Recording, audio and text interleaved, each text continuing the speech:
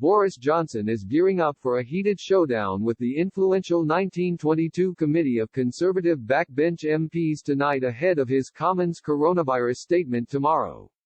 Boris Johnson is facing a revolt from his Conservative Party MPs over the handling of the coronavirus pandemic.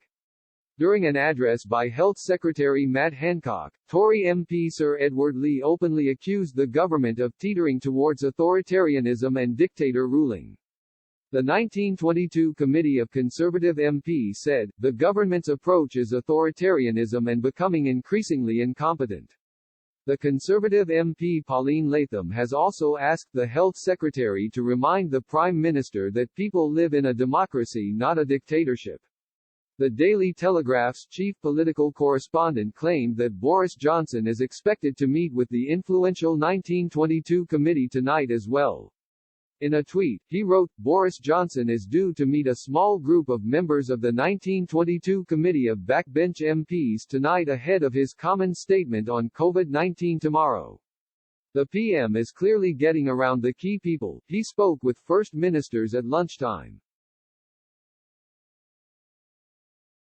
An MP says the PM had hoped for a much larger meeting of the 1922 committee this evening, but his team were unable to book the normal committee room 14 due to a pre-booked meeting of the Parliamentary Labour Party.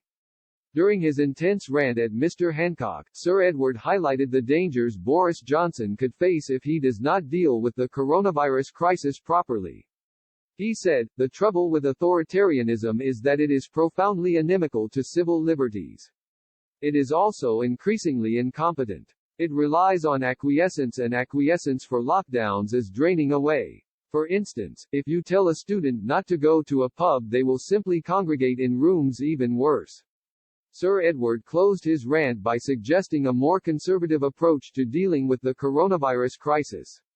He said, if the Secretary of State will not listen to me, will he at least listen to Professor Mark Woolhouse?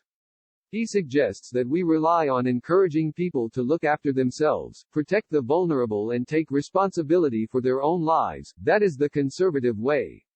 Mr. Hancock replied by saying, as a conservative, I believe in as much freedom as possible consistent with not harming others. One of the sad things about this virus is that because of asymptomatic transmission, if you get ill and put yourself at risk of catching coronavirus, you not only put yourself at risk but others as well. So that is the conservative principle behind protecting this nation in the face of this pandemic.